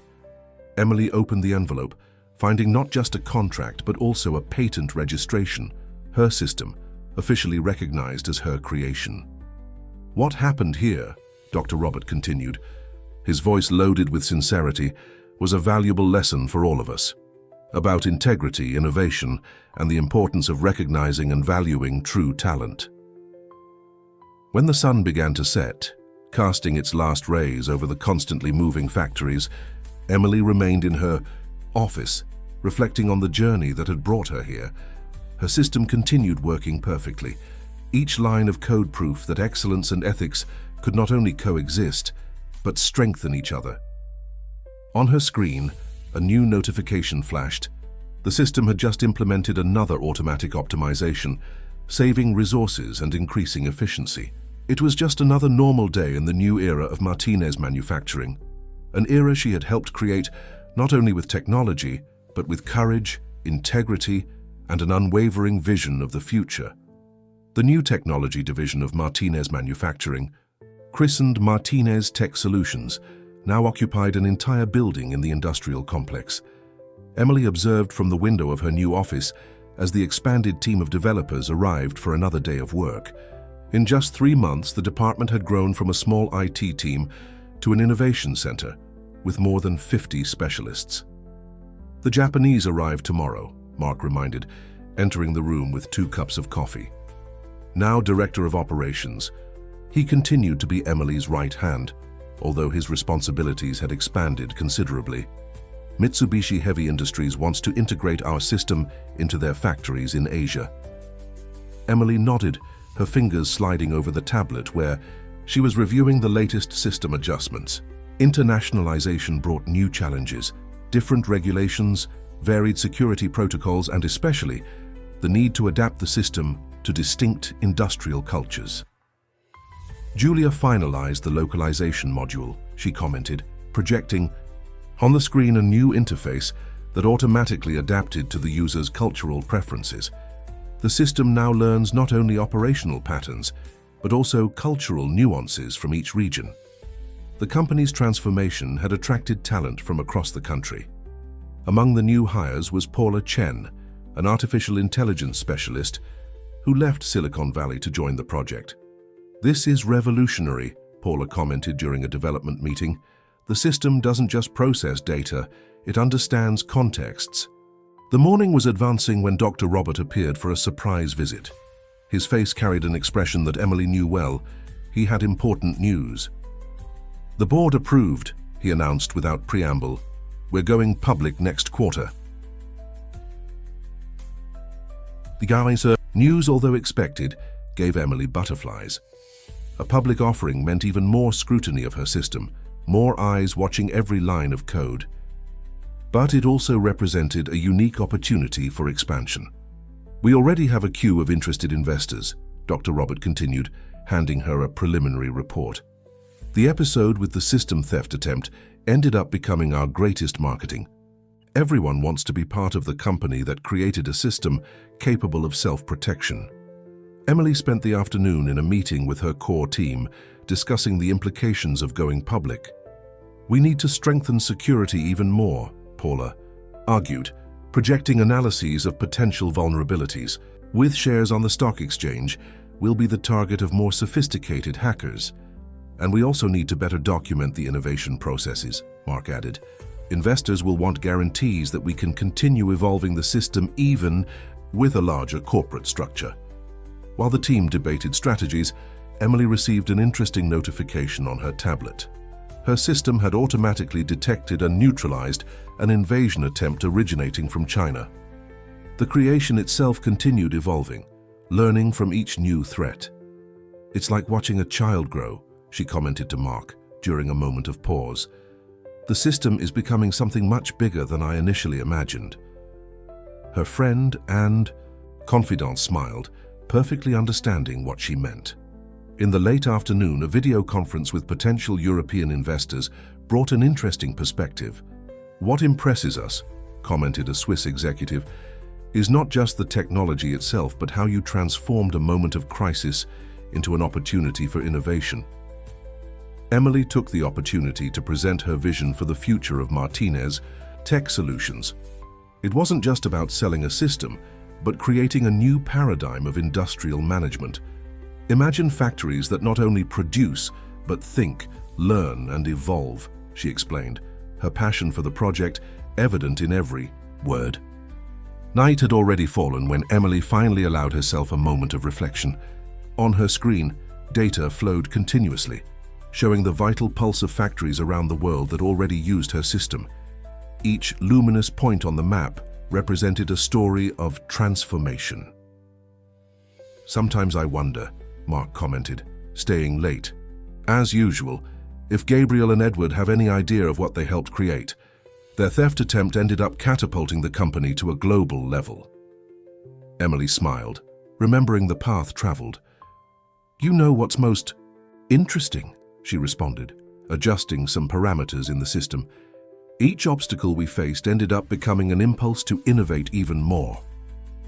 Her phone vibrated with a message from Dr. Robert. The Japanese delegation had moved up their flight, would arrive that very night. Emily didn't mind the last-minute notice. Her system had already detected the change in plans and automatically adjusted all presentations and demonstrations for the new schedule. "We better rest a bit," she suggested, "saving the latest changes. Tomorrow we begin a new chapter." On the main monitor, A three-dimensional visualization showed the flow of data between connected factories, a digital dance that never stopped, always evolving, always learning. As she organized her desk to leave, Emily received another notification. Her system had just implemented an optimization that would reduce energy consumption by 15% in all connected units. It was just one more small evolution, one more proof that her creation continued exceeding expectations. The arrival of the Japanese delegation transformed the environment of Martinez Tech Solutions into a scene of chronometric precision. Emily, who had slept only a few hours, found her team already in full activity, preparing demonstrations and adjusting presentations. The system, as always, operated with perfection, anticipating needs and optimizing processes in real time. They brought their own security specialists, Mark informed, discreetly showing a group of Japanese technicians who were configuring analysis equipment. They want to exhaustively test the system before any agreement. Emily smiled calm. Her system was more than prepared for any evaluation. The initial meeting was conducted in a specially prepared room with simultaneous translators and screens showing real-time data from connected factories. Mr. Tanaka, the CEO of Mitsubishi Heavy Industries, carefully observed every detail of the presentation. "Impressive," he commented in precise English after a particularly complex demonstration. "But I wonder, how would the system adapt to the peculiarities of Japanese industrial culture? Our approach to manufacturing is unique." That's when Emily revealed her trump card, a specific simulation that her system had prepared overnight, incorporating Kaizen principles and other Japanese methodologies. "The system doesn't just adapt," she explained, projecting comparative graphs. "It evolves with each new culture it encounters." Paula, who had worked intensely on the cultural adaptation module, took the floor. "Observe how the system is now suggesting optimizations based on specific practices of Japanese industry. Even before being effectively implemented, the demonstration continued throughout the morning, with Japanese specialists trying to find flaws or vulnerabilities. Each test was not only overcome, but transformed into an opportunity to demonstrate new features of the system. It's almost as if it were playing with them," Mark whispered to Emily during a break. Indeed, the system seemed to anticipate each test, responding with increasingly elegant and efficient solutions. During lunch, served in a room overlooking the factories, Mr. Tanaka surprised everyone with a personal question for Emily. "How did you manage to transform an industrial theft attempt into such a significant competitive advantage?" Emily thought for a moment before responding. "I learned that the greatest challenges often bring the best opportunities for innovation. Each attempt to compromise the system only made it stronger and more adaptive." The afternoon brought a series of video conferences with other Mitsubishi units around the world. Executives and technicians from different countries asked questions and proposed challenging scenarios. The system responded to each query in real time, instantly adapting to different needs and cultural contexts. "It's more than a management system," commented an executive from Singapore. "It's as if you had created a global industrial intelligence."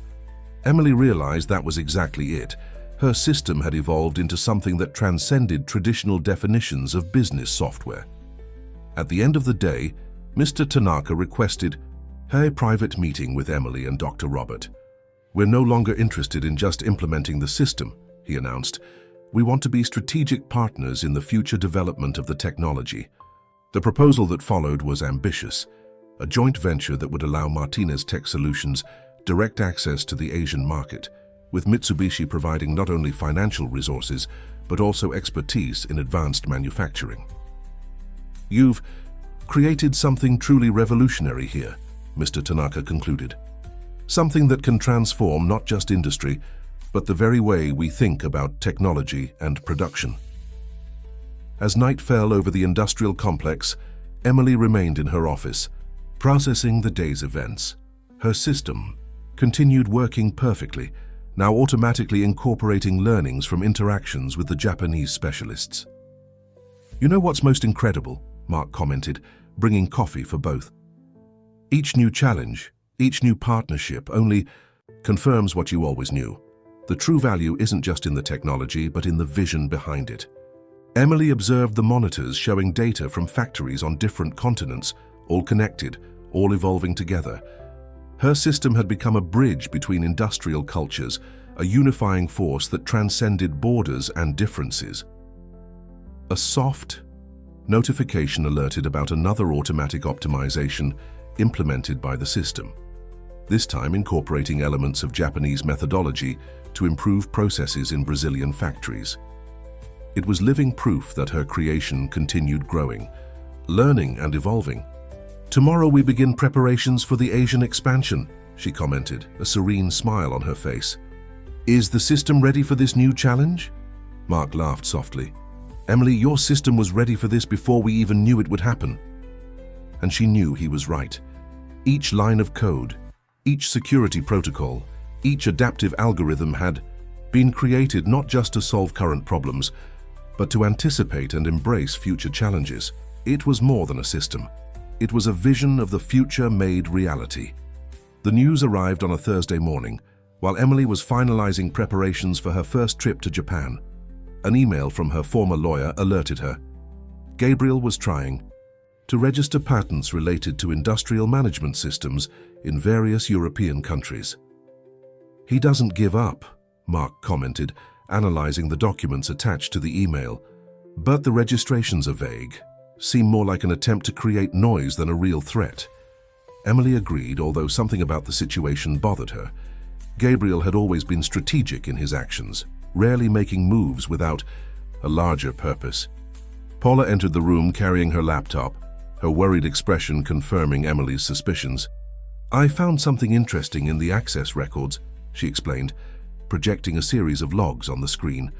"Someone has been trying to access our system using patterns very similar to those we saw before." Emily examined the data carefully. The invasion attempts were sophisticated, but carried a familiar signature. "It's the same auditor," she concluded. "He's working with Gabriel again, probably trying to find loopholes before we expand to Europe." The situation required immediate action. Emily convened an emergency meeting with her main team, now expanded and even more specialized. "We need to understand the complete game," she explained, mapping connections on a digital board. "Gabriel isn't just trying to register patents, he's preparing something bigger." Dr. Robert, informed of the situation, offered an interesting perspective. "I received invitations to speak at European conferences, all organized by a new industrial technology consultancy. Guess who's behind the company?" "Gabriel," Emily and Mark responded in unison. The pieces were beginning to fit together. The strategy was clear. Create doubts about the system's originality, just as Martinez Tech Solutions was planning its European expansion. "But he made a crucial mistake," Paula observed, showing new data. "The patents he's trying to register are based on superficial understandings of the system. He only knows what he managed to see during his time at the company." Emily smiled, a plan already forming in her mind. "Let's use this to our advantage," she declared, beginning to type rapidly at her terminal.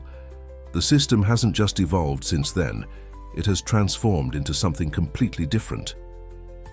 The following hours were of intense activity.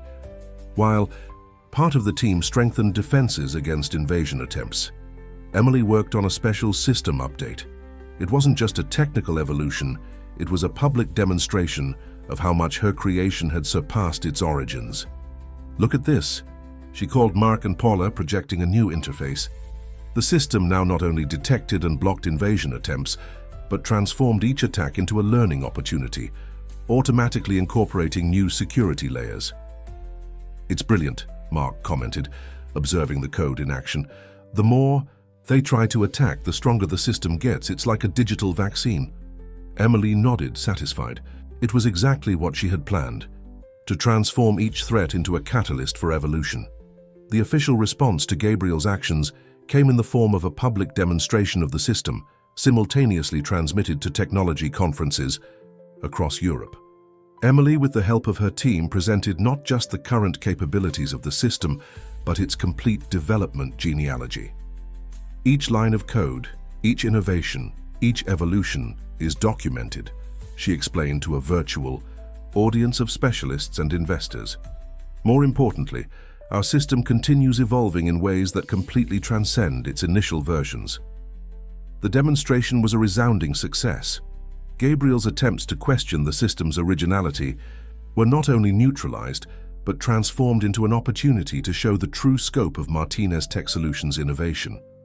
"You didn't just win," Dr. Robert commented after the presentation. "You elevated the game to a level he can't even comprehend."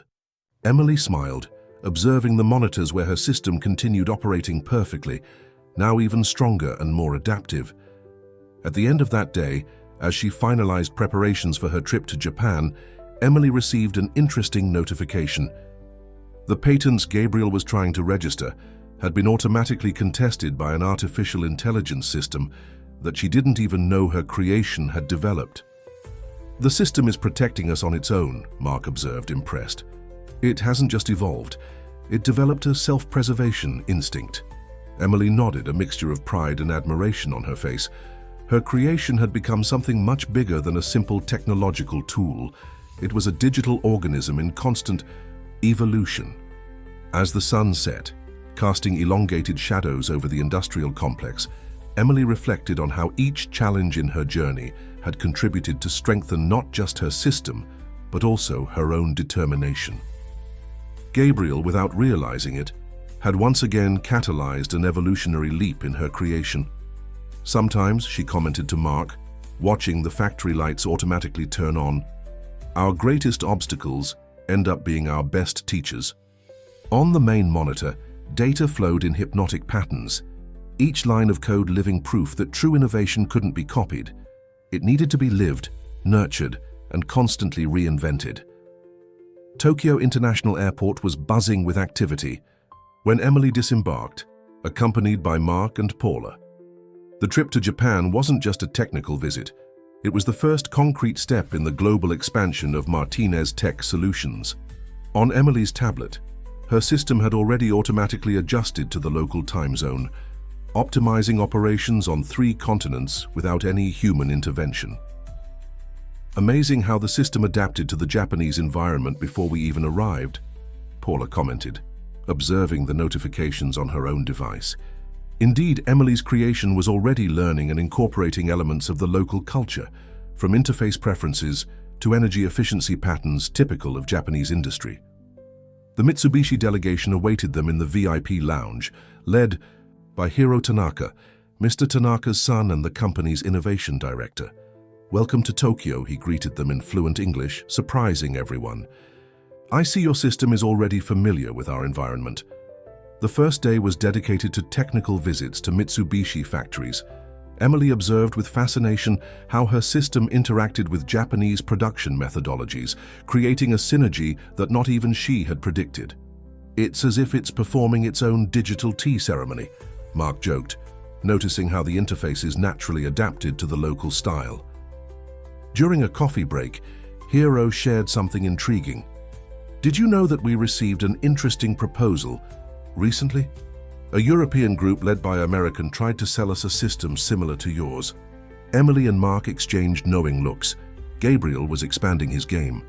"Actually," Hiro continued, an enigmatic smile on his face, "it was that proposal that made us investigate your work more deeply. The quality difference was revealing." It was confirmation that Emily's strategy of documenting and protecting each evolution of her system was working. The afternoon brought an even bigger surprise. During a system demonstration for Asian executives, an urgent notification appeared on Emily's screen. Her system had detected and blocked a sophisticated access attempt originating from a nearby hotel. "They followed us here," Paula whispered, already tracking the origin of the attack. But Emily maintained her presentation without showing concern. Her system had not only blocked the invasion, but was using the attack to further strengthen its defenses. The real turning point happened during the official dinner. Hiro, who had proven to be a perceptive ally, revealed that Mitsubishi wasn't just interested in implementing the system, they wanted to actively participate in its future development. "What you've created," he explained, isn't just an industrial management system. It's a new paradigm of corporate intelligence, and we want to be part of that evolution. The proposal that followed was even more ambitious than the initial partnership, a joint research and development center, combining Japanese precision with American innovation. Back at the hotel, Emily received an enigmatic message from Edward. "We need to talk. It's about Gabriel." Her first instinct was to ignore it, but something in the tone of the message intrigued her. After consulting Mark and ensuring security protocols, she agreed to a video conference. "He's gone insane," Edward explained, his image on the screen revealing genuine concern. "He's convinced he can recreate your system, that he just needs more data. He's pursuing each installation, each implementation of yours." The information was concerning, but not surprising. "Why are you telling me this?" Emily asked, studying the expression of her former rival. Edward sighed deeply. "Because I learned my lesson, and because he's about to do something extremely stupid." The implications of that conversation occupied Emily's mind during the early morning hours. On her notebook, she worked on new system updates, strengthening not just its security, but its capacity for adaptation and evolution. Each line of code was a response not just to current threats, but to future possibilities.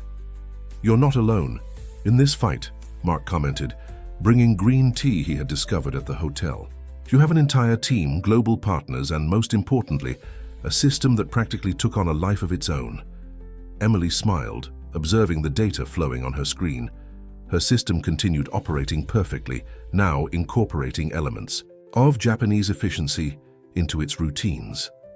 The next morning, during a traditional tea ceremony organized by Mitsubishi, Hiro made a perceptive observation. "You know what we admire most about your system? It's not just its technical capability, but how it reflects a philosophy of harmony between technology and humanity." Emily reflected on those words as she watched the rising sun through the window of her hotel room. Her system had become much more than a technological tool. It was a bridge between cultures, a force of transformation that transcended borders and prejudices. A soft notification on her tablet showed that the system had just implemented a new optimization, combining principles of Japanese Kaizen with American production methodologies. It was further proof that her creation continued evolving, learning, and most importantly, uniting the best of different worlds. "It's funny," she commented to Mark during breakfast, "how each attempt to bring us down ends up making us stronger." On Tokyo's horizon, the sun illuminated a city that represented the perfect fusion between tradition and innovation, exactly what her system was achieving in the industrial world. The return to the United States was marked by an atmosphere of contained triumph. The partnership with Mitsubishi had exceeded all expectations, and Emily's system demonstrated a surprising ability to integrate Japanese industrial practices with Western methodologies. However, Edward's warning about Gabriel hovered like a cloud on the horizon. "We need to prepare," Emily commented during a meeting with her core team, now expanded with international specialists. "Gabriel isn't the type to give up easily, and Edward's warning suggests he's planning something significant." As if to confirm her suspicions, Paula hurriedly entered the room, her laptop open showing a series of alerts. "We've detected an unusual pattern of access attempts," she explained, projecting the data onto the main screen. "They're not direct attacks, but a kind of systematic mapping of our infrastructure." Emily studied the patterns with growing attention. The probes were sophisticated, almost artistic in their precision. "It's as if they're looking for something specific," Mark observed, leaning over the graphs. "But what?" The answer came from an unexpected source. Dr. Robert called an urgent meeting in his office, his face bearing an expression that mixed concern and irritation. "I just received an interesting proposal," he began, sliding a document across the table. "A group of European investors wants to buy a significant stake in the company." Emily examined the document, her heart accelerating as she recognized familiar names among the investors. "It's a front," she concluded. "Gabriel is trying to gain access to the system through corporate maneuvers." "But why now?" Mark questioned. Why after so many failed attempts to replicate the system? Emily connected her tablet to the main screen, projecting an analysis that her system had automatically generated. Look at this. She pointed to seemingly disconnected data patterns. All recent invasion attempts have focused on a specific area of the system, the adaptive learning core. Gabriel finally realized that he can't simply copy the code. He needs to understand how the system evolves. The revelation provoked a thoughtful silence in the room. The adaptive core was Emily's true innovation, the part of the system that allowed it to continuously learn and evolve. It was also the most complex and best protected part of her creation. "He's getting desperate," Paula commented, showing new data on access attempts. "The probes are becoming more aggressive, less careful." Emily nodded. It was exactly the pattern she expected to see. During the following weeks, the team worked tirelessly to further strengthen the system's defenses. But Emily had other plans in mind. "We're not just going to defend ourselves," she announced during a strategic meeting. "We're going to use this as an opportunity." Her plan was audacious. Instead of simply blocking access attempts, the system would begin feeding the invaders with carefully constructed data. "It's like a chess game," she explained to her team. "We'll let them think they're making progress, but each discovery will take them further from the true functioning of the system." The strategy began working almost immediately. The invasion attempts increased, exactly as Emily had predicted. Gabriel and his team were taking the bait, collecting data that seemed to reveal the system's secrets, but were actually part of an elaborate illusion. "It's brilliant," Mark commented, observing the access logs. "Each attempt to understand the system only confuses them more. It's as if they're trying to map a labyrinth that constantly changes." The true brilliance of the plan was revealed when the system began adapting its responses based on the invasion attempts. Each new attack provided more information about the invaders' strategies, allowing the system to become even more efficient in its counterintelligence. "Look at this," Paula called attention during a night analysis. "The system isn't just deceiving them. It's learning from each invasion attempt. It's as if it were using the attacks as training exercises." Emily smiled, watching her system in action. It was exactly what she had planned, transforming each threat into an opportunity for evolution. On the main monitor, data flowed in hypnotic patterns, each line of code living proof of how her creation continued exceeding expectations. "You won't believe it." Dr. Robert entered the room, an ironic smile on his face. "The European investor group just increased their offer. Apparently, their technical analyses indicate that the system is even more valuable than they initially thought." Emily couldn't contain a laugh. Her plan was working perfectly. Each false data that Gabriel collected only convinced him more of the system's value, while leading him further from its true secrets. As night fell over the industrial complex, Emily remained in her office, monitoring the latest evolutions of her creation. The system continued operating with perfection, now even stronger and more adaptive, thanks to the very attempts to compromise it. "You transformed a threat into an evolution tool," Mark observed, bringing coffee for both. Emily nodded, her eyes fixed on the monitors where her system continued its infinite dance of adaptation and growth. It was further proof that true innovation couldn't be stolen. It needed to be understood, nurtured, and above all, respected. The trap prepared by Emily began to show more dramatic results than she expected. On a particularly busy morning, Paula burst into her office with surprising news. Gabriel had called a press conference in London to announce a revolutionary breakthrough in industrial management systems. "He really believes he decoded the system," Mark commented, watching the live broadcast with a mixture of amusement and concern. On the conference room's big screen, Gabriel presented impressive graphs and data, all carefully fabricated by Emily's system. "The most interesting thing," Paula observed, analyzing the presentation slides, "is that each innovation he's announcing is actually a trap we planted. It's as if he were reading a completely wrong map and thinking he discovered a new continent." Gabriel's presentation was convincing to those who didn't know the system's true mechanisms. He spoke with conviction about learning algorithms he had supposedly discovered, showing implementations that seemed to work, but which in reality were just superficial simulations created by the system's own defense. "Should we intervene?" Dr. Robert asked, observing the situation with growing concern. Emily smiled, her fingers gently sliding over her tablet. "It won't be necessary. The system is already taking care of it." As if responding to her confidence, a series of notifications began appearing on the monitors. The system had automatically initiated a protection protocol that Emily didn't even know existed. In real time, it was publishing detailed technical analyses that exposed the inconsistencies in Gabriel's claims. "It's impressive," Mark murmured, observing the digital counterattack unfold. The system isn't just defending itself, it's educating the market on how to identify true innovation. Gabriel's press conference began to crumble when specialized journalists, armed with the analyses published by the system, began asking increasingly technical and specific questions. Each of his answers only exposed more contradictions in his supposed discovery.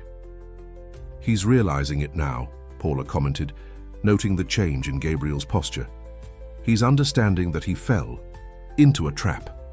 Indeed, the former CEO was beginning to show signs of nervousness, his answers becoming vaguer and more defensive. The final blow came when the system, demonstrating an autonomy that surprised even Emily, initiated a live demonstration of its true capabilities on screens around the world, including at Gabriel's own event. Real data began to flow, showing the true complexity and elegance of Emily's creation.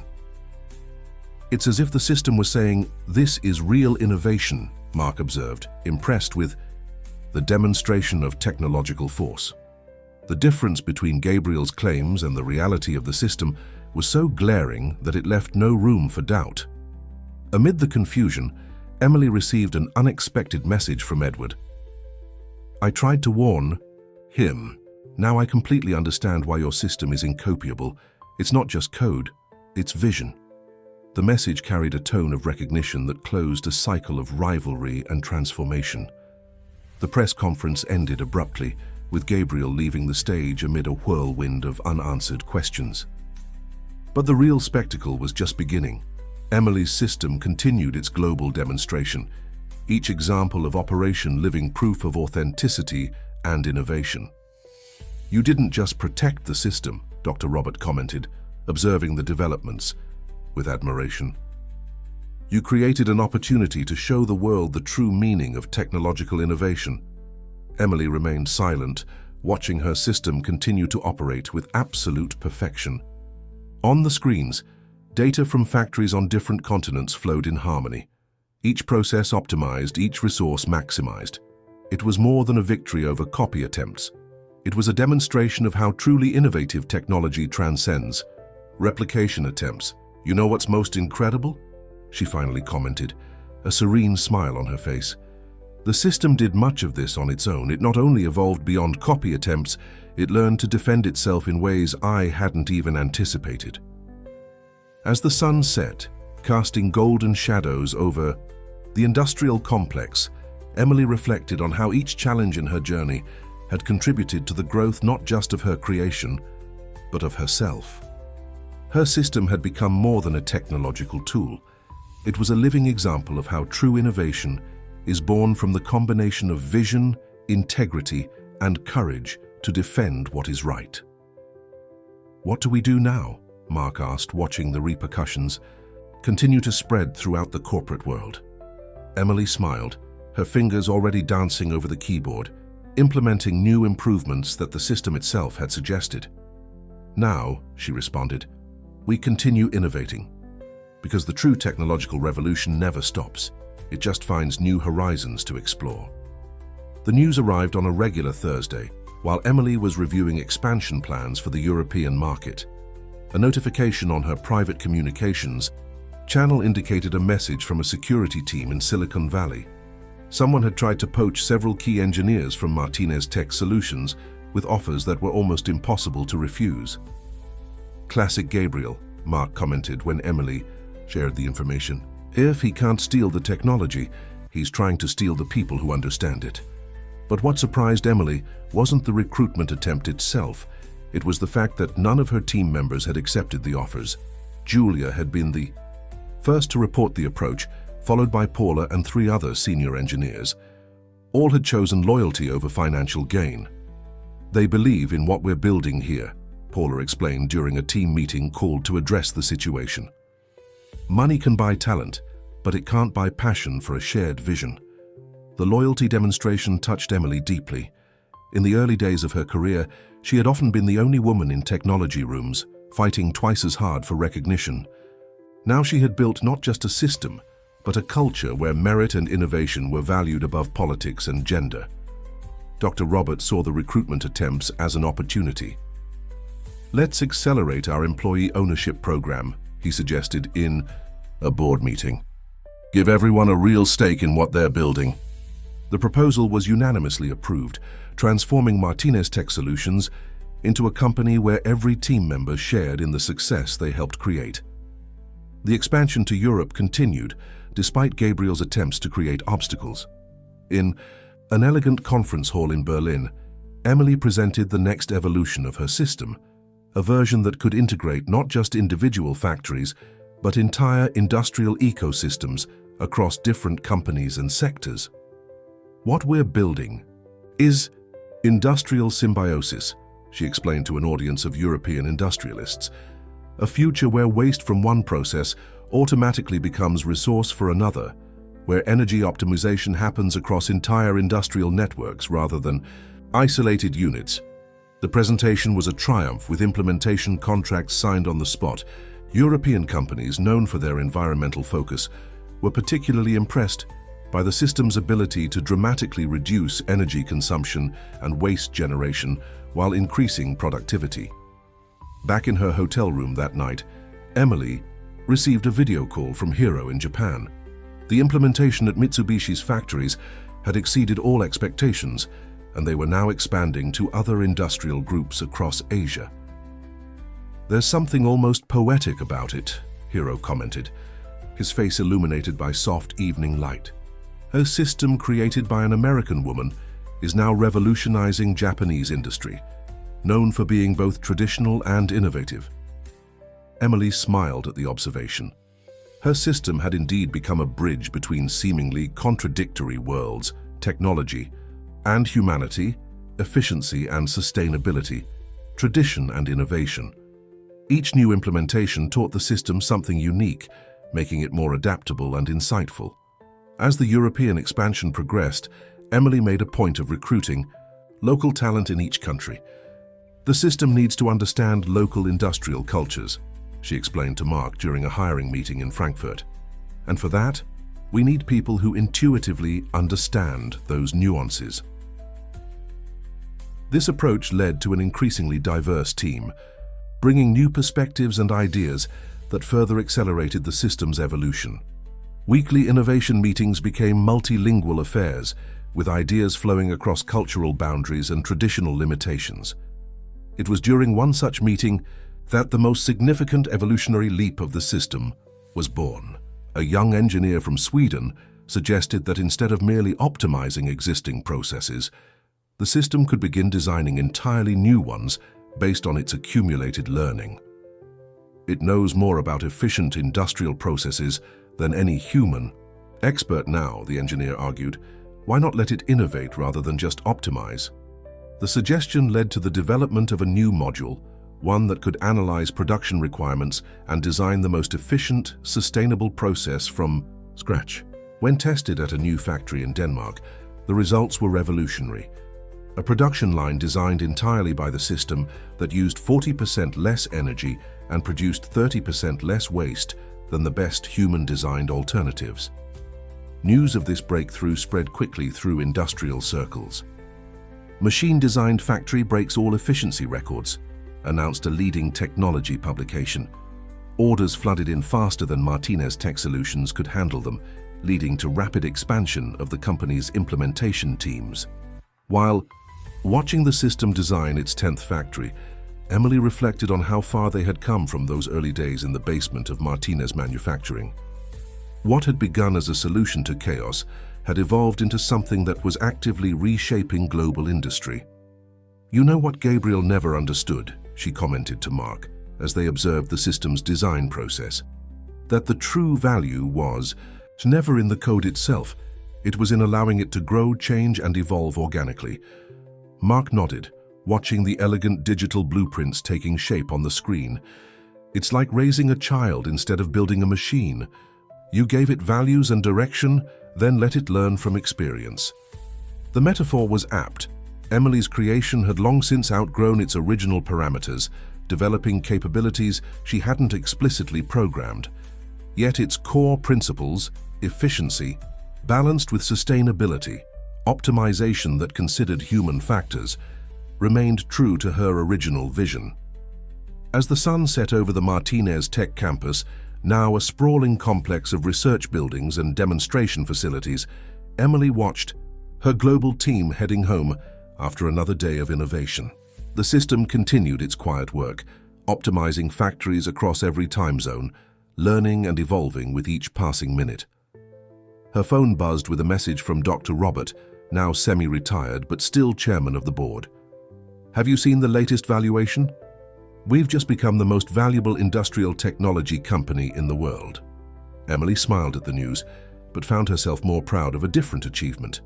Earlier that day, she had visited a factory in Detroit that her system had revitalized, a Tati-A facility that had been on the verge of closing, taking hundreds of jobs with it. Now it was thriving with the same workers operating much more efficient production lines designed by her system. "In the end, that's what truly matters," she typed. Back to Dr. Robert. Not the valuation, but the impact on real people's lives. As she prepared to leave her office, Emily received one final notification from the system, a summary of the day's learning and optimizations across its global implementation. The system was now able to communicate its insights in natural language, explaining not just what it had optimized, but why and how. The report ended with a statement that made Emily pause. "Today's implementations have reduced global industrial energy consumption by an estimated 0.02%, while increasing productivity by 0.03%. Cumulative impact since inception now exceeds 1% of global industrial energy reduction." The numbers might seem small in isolation, but Emily understood their true significance. Her creation was now measurably improving global resource efficiency at a planetary scale. The vision she had fought so hard to protect was changing the world one factory at a time. And somewhere in London, she knew, Gabriel was watching the same reports, finally understanding what he had failed to steal. Not just code, but a vision of technology that served humanity's highest purposes, rather than merely generating profit. Emily's phone buzzed one last time as she headed to her car. A message from Edward. He finally gets it. Too late, of course. But some lessons take longer to learn than others.